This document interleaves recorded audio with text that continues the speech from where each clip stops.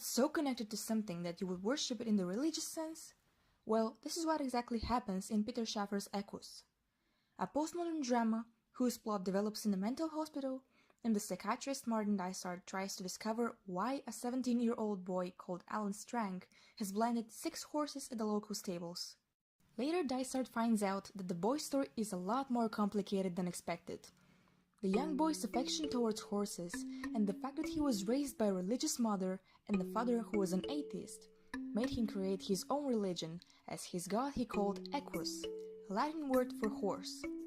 During the play, Dysart makes Alan tell him about his memories related to the frightening case. But Shaffer probably made a conclusion that the play would not affect the audience's understanding, or at least it would not look that impressive. This is why he decided to include a chorus. However, this chorus is not a typical one we have seen in other plays. This is so because in this situation, we can see that there is no singing but humming, thumping, and stamping. But why, you will ask? Well, Shaffer added such actions in order to emphasize the more dramatic or curious moments in the story during the mental processes with the psychiatrist. Here in Equus, with the help of the horse sounds, it's easier for the audience to get into Alan's mind and how he sees the events that have happened in his life, which contributed to his condition. During the hypnotizing process, for example, Alan mentally goes to the stables, or in other words, closer and closer to Nugget and other horses. This scene gives the observers more tension and a feeling that really soon something strange and unexpected is going to happen. This special chorus brings us to the idea of the Greek one, which does a pretty similar job. The Greek chorus is a group of actors between 13 and 15 men, dancing and singing dithyrambs. These are lyric hymns, which are in praise of the god Dionysus. They also comment on the events that occur and sometimes even give their opinion to a specific character. So by doing this, the chorus guides the observer's emotional reactions of all events that appear on stage. One of the best examples in which we see such a chorus is the tragedy by Sophocles, Antigone. For those who have never read it before, here is a summary. The whole story is based on a previous event provoked by a conflict between the 2 sons of Oedipus and Jocasta, Eteocles and Polynices, for the throne.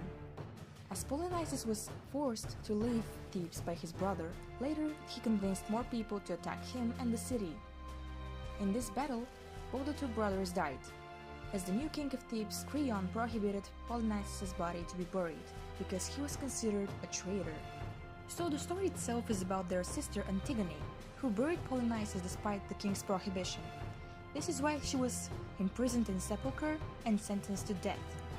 In the end, when the prophet Tiresias convinced Creon to set Antigone free, she had already taken her own life. Real tragedy. But anyway, here the chorus is a representation of the people of Thebes, who seem to be informed of all the consequences that will follow.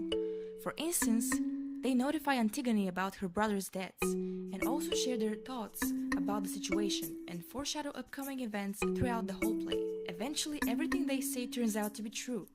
But the main characters Antigone and Creon the king realize it far too late.